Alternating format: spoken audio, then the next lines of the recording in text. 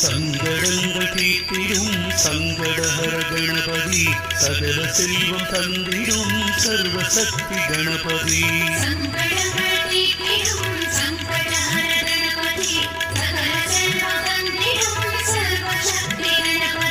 வினைகளை தீர்ப்பவனே வேழமுகநாயகா உன் பாதம் பணிந்தோமே சர்வ சித்தி கணபதி